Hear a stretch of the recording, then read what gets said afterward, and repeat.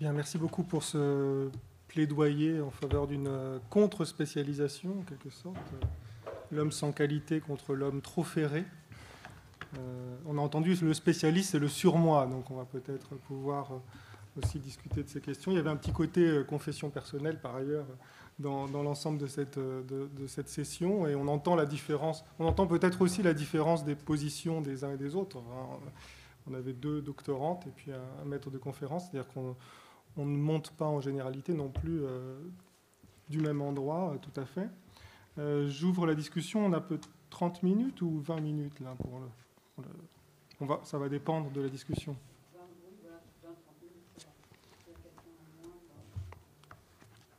Donc qui veut commencer?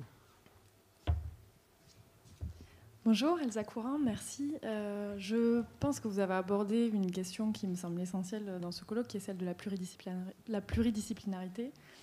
Et en fait, j'ai entendu dans les 2 interventions de Madame Cambier et Monsieur Message des choses qui allaient à peu près dans le même sens, c'est-à-dire la dichotomie entre pluridisciplinarité d'un côté, en fait, contre l'approfondissement éventuellement de l'autre, qui serait peut-être vécu comme une restriction à un texte ou à un type de lecture quelconque. Et je me demandais si c'était possible d'envisager en fait, les deux ensemble, c'est-à-dire la possibilité d'approfondir la lecture d'un texte précis, justement, par l'approche pluridisciplinaire.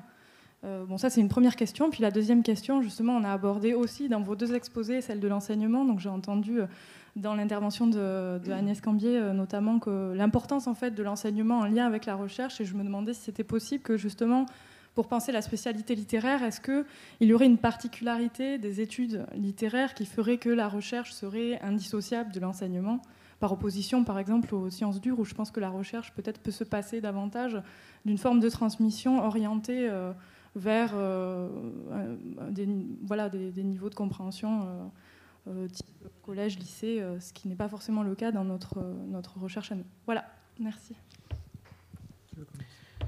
Sur la pluridisciplinarité, je ne pense pas du tout qu'elle nuise nécessairement à l'approfondissement. Hein. Si jamais c'est ce qui est ressorti de ce que je disais, je le reprends pour le modifier. Non, je crois au contraire que justement ça peut donner un éclairage différent, comme vous le disiez, et notamment, dans mon cas, ce serait surtout entre littérature et études théâtrales, qui sont 2 disciplines parfois proches, mais souvent rivales. Et je crois qu'effectivement, le fait de se servir notamment des outils développés récemment dans les études théâtrales pour observer des textes qui ne vont pas être nécessairement dans leur corpus d'origine. Je pense à une expérimentation de la sorte que j'ai pu faire sur La Chute de Camus, qui n'est pas un corpus théâtral, mais où je me suis beaucoup servi d'outils venus des études théâtrales, où, à l'inverse, prendre un corpus qui serait plutôt de nature à être étudié en 18e section, comme mon corpus de thèse qui porte sur du théâtre contemporain, et mobiliser les outils de la poétique des genres. J'espère en tout cas que ça apporte quelque chose en termes de regard, sans condamner à la superficialité. Personnellement, j'y crois en tout cas. Oui, je ne crois pas non plus que ce soit antithétique, effectivement, pluridisciplinarité et approfondissement sur une œuvre. Simplement, là aussi, il y a un jeu de contraintes temporelles quand on fait de la recherche, si on veut mener à bien un projet. Et parfois, je crois quand même qu'on se trouve à la croisée des chemins, c'est-à-dire, au moins de ma façon provisoire, ce n'est pas des décisions définitives. Mais à un moment donné, on va faire un lien entre littérature et philosophie qui va quand même se faire aux dépens de l'interrogation d'histoire littéraire, par exemple, ou de travail précis sur la langue dans telle ou telle œuvre. À partir du moment, notamment, où on veut que ça reste on veut que la recherche qu'on produit garde une forme facilement communicable, c'est-à-dire n'est pas la tendance à l'exhaustivité complète qui va rendre ensuite sa circulation dans le débat public beaucoup plus difficile. Et sur l'enseignement, je suis tout à fait d'accord. Je crois que peut-être on a plus que dans d'autres disciplines où la spécialisation est une question, à mon avis,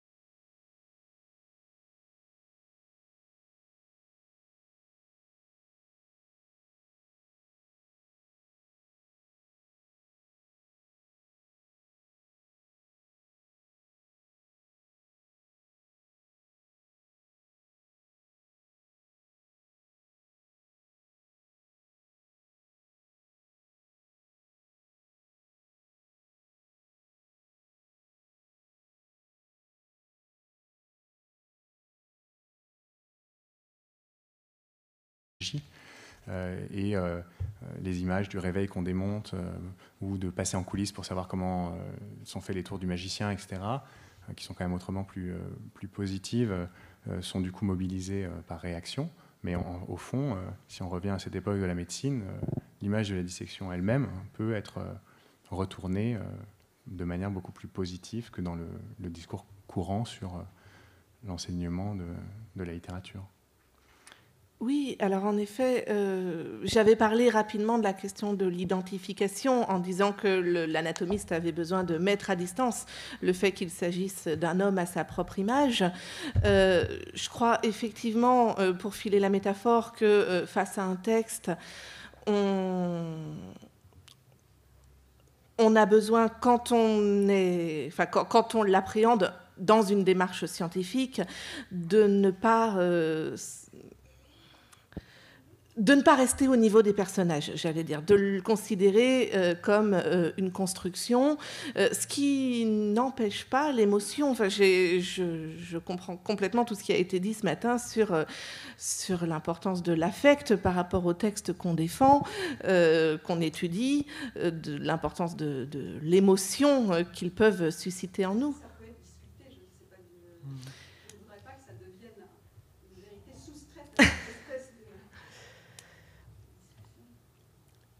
Je pense que les deux peuvent cohabiter, mais que le plaisir qu'on prend à mettre à distance par un rapport plus observateur, par l'analyse, s'ajoute au plaisir de lecture premier, sans le contredire, en fait.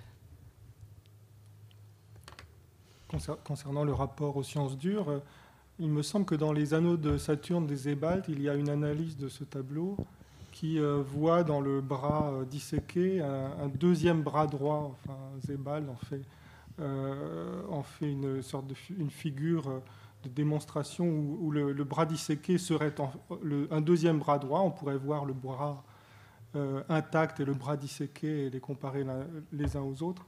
Et les anatomistes ont dit non, pas du tout, ça ne peut pas être un deuxième bras droit, on voit bien que c'est un bras gauche. Alors même dans l'interprétation littéraire de ce tableau, il y a un écart qu'on peut discerner entre les spécialistes de sciences dures et les littéraires. Il y a une question, je crois. Oui, c'est pour Vincent Message, avec qui je suis assez d'accord sur la posture et sur une certaine critique de la spécialisation et de la critique derrière. Et je suis d'accord jusqu'au moment où vous abordez la question politique. Parce que je trouve que ça va pas... On peut aller plus loin que ça, quoi. C'est-à-dire que, d'une part, en parlant d'une critique universitaire pour renvoyer à une certaine critique exhaustive ou sophistiquée, je pense qu'on fait un cadeau à quelque chose qu'on n'aime pas. Enfin, je pense que vous faites un cadeau à un exercice que vous n'aimez pas complètement. Plusieurs cadeaux, d'abord parce que l'université n'appartient pas en propre à un certain régime d'énonciation et sûrement pas que ça peut avoir de plus pénible. Ensuite, parce que l'exhaustivité est pareillement pas du tout liée. Enfin, tout ça, c'est-à-dire qu'on pourrait appeler ça la critique universitaire spécialisée. Ça me paraîtrait déjà plus juste, quoi. Parler de la critique universitaire spécialisée comme de critique universitaire me semble déjà un peu... si on est en termes de politique d'institution et de ce qu'on appelle l'université, ça me paraît déjà une difficulté. Et ensuite, l'idée de cette troisième critique, que je reconnais, enfin je reconnais quelque chose, et on peut dire que la critique chez des gens comme Blanchot, éventuellement Barthes, etc., relèverait d'une troisième critique, mais dans ce cas-là, Baudelaire aussi en tant que critique, et donc finalement tout un tas de circulations qui sont absolument fondamentales pour l'émergence d'une critique universitaire si elle est énoncée dans un lieu tel que l'université. Donc il me semble que cette troisième critique-là, elle peut aussi être extrêmement complexe, extrêmement sophistiquée, extrêmement technique, et que l'articulation que vous faites vers la fin avec le grand public me paraît là un peu, pour moi, un peu dangereux, disons. C'est-à-dire qu'à partir du moment où je définis mon public, c'est là que commence l'histoire du lecteur lambda, c'est là que commence l'histoire de l'imposition d'un public qui n'existe pas. Et c'est justement un des gros problèmes de la critique journalistique, c'est que très souvent, des articles dans la critique journalistique vont ne pas être publiés par le rédacteur en chef qui dira « notre public ne lit pas ça », mais on n'en sait rien. Et donc, il semble que là, il y a des articulations qui doivent être, enfin, pour moi, radicalisées, disons. Oui, merci beaucoup de ces remarques, parce que je pense qu'effectivement, elles permettent d'affiner certaines des choses que j'ai pu dire. La critique universitaire, je crois que je voulais d'abord en donner l'exercice global avant de parler de façon plus critique d'une de ces tendances. Je ne confonds pas critique universitaire spécialisée et critique universitaire tout court. Puis par ailleurs, je pense que les universitaires sont des gens qui ont souvent de nombreuses casquettes et qui donc ne produisent pas que de la critique universitaire au sens institutionnel du terme, et que voilà, il y a plusieurs sens même de cette expression. Mais ce que je voulais désigner, c'était quand même un esprit qui m'apparaît dominer à certains moments et créer de la gêne. C'était ça qui me paraissait important de souligner. Sur le public, oui, je suis d'accord avec vous. C'est pour ça que je parlais d'un certain rapport d'attention aux destinataires. Mais ça n'exclut pas du tout que ces destinataires, un, ne soient pas définis précisément, deux, que s'emparent de ces textes-là des destinataires non autorisés. Évidemment, l'argument du rédacteur en chef qui dit « ça ne suivra pas », qui est le même argument du chef du pôle commercial d'une maison d'édition qui dit « ce livre ne trouvera pas de lecteur », nous ne pouvons pas, nous, chercheurs en littérature, le reprendre à notre compte. Simplement, ça peut quand même permettre, ce rapport d'attention dont je parle, il peut quand même permettre de donner, y compris un horizon de régulation formelle. Hein, par exemple, sur le fait de toujours repréciser de quoi on parle.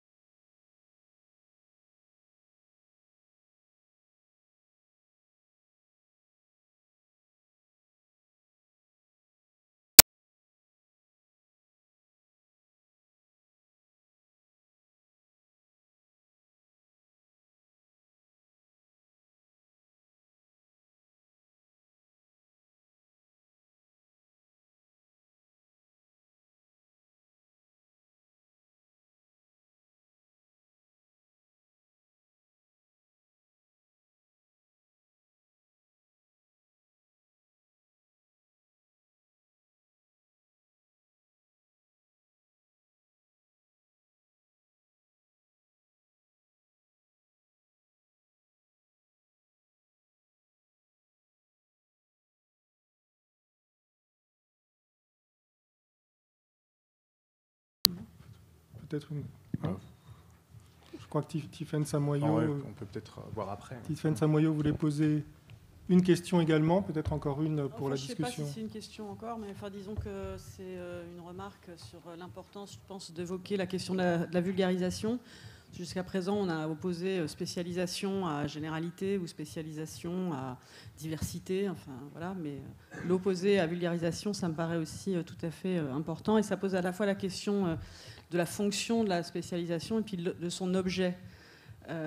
Si on commence par l'objet, est-ce que, par exemple, la littérature ou les études littéraires auraient plus besoin, mettons, que la physique ou d'autres disciplines d'être vulgarisées ou non? Ça, je pense que c'est une question, parce que finalement, c'est un objet qui est éminemment partagé. Même si on peut regretter qu'il y ait moins de classes pour la littérature dans l'espace public, c'est un objet partageable et partagé. Et ça, on en fait l'expérience. Et donc, il y a souvent un problème de légitimité qui vient du fait que les œuvres qu'on lit, tout le monde les a lues, pour la plupart d'entre elles, sauf à aller chercher quelques objets très spécifiques, où tout le monde peut les lire. Donc voilà. Et la question aussi de la fonction de la spécialisation, est-ce que précisément c'est pour sortir cet objet de son caractère partageable et partagé, ce qui n'est pas une fausse question, parce que je pense que si on veut assurer aussi une autorité de la spécialisation, c'est aussi en arrachant cet objet à son caractère absolument commun et ordinaire. J'insiste là-dessus. Donc voilà, la vulgarisation, quand on fait le choix de la vulgarisation, je ne sais pas si on le fait dans le souci de rendre au commun quelque chose qui en a été arraché, par nous en plus, ou si c'est un autre commun qu'on constitue. Enfin, je pense que c'est une question très, très importante. Et en plus, même si l'évaluation par les pairs institutionnels, etc., privilégie la spécialisation, malgré tout, elle demande de plus en plus. Quelqu'un le disait ce matin aussi à propos de l'évaluation en Angleterre, le rayonnement, la question de la vulgarisation, pour dire ça dans les termes qui sont utilisés. Alors, c'est vrai qu'on pourrait trouver un autre terme, mais je trouve que c'est important de le conserver aussi. Parce que on n'en a pas spécialement d'autres, et puis qu'il est assez beau aussi, si on veut. Moi, je le trouve pas beau, mais bon. Si on pense aux langues vulgaires, par exemple, si on pense au volgari, eloquentia, etc., le vulgaire peut être quelque chose de beau. Mais est-ce qu'on connaît des gens qui disent « je suis un grand vulgarisateur » ? Je sais pas, moi je le dis maintenant. Je le dis au féminin. Pas grand, j'en sais rien. Ceux dont on a oublié le nom. Voilà, c'est ça. Sur les autres sciences, je pense que monsieur a tout à fait raison. Je pense que c'est un drame. L'hyperspécialisation, pas la spécialisation qui est nécessaire, normale. L'hyperspécialisation, dont Edgar Morin dit qu'elle produit de la haute crétinerie, comme il peut y avoir ailleurs de la basse crétinerie. Et ces cloisonnements sont un problème. Et simplement, peut-être qu'elles ont moins besoin, malgré tout, ces autres disciplines d'être vulgarisées, parce que leur forme d'entrer en contact avec un monde non académique, c'est aussi leur impact pratique, à terme leurs applications, etc. C'est dommage qu'elles ne soient pas plus inculturées. Et d'ailleurs, parmi les auteurs sur lesquels j'ai travaillé, Pynchon ou Musil sont des gens qui ne cessent de déplorer le fait que les sciences dures ne fassent plus l'objet d'une inculturation, donc l'honnête homme du XXIe siècle en soit resté à Copernic, et maîtrise mal ce que c'est que le chat de Schrödinger, ou ce que c'est que les dernières évolutions de la physique en général. Sur la littérature, je pense qu'il y a effectivement plus besoin de recréer du commun, mais c'est aussi pour créer un temps de réception qui à l'heure actuelle n'existe pas. Quand je parle aussi en tant qu'écrivain, puisque je le suis aussi, les écrivains contemporains n'ont pas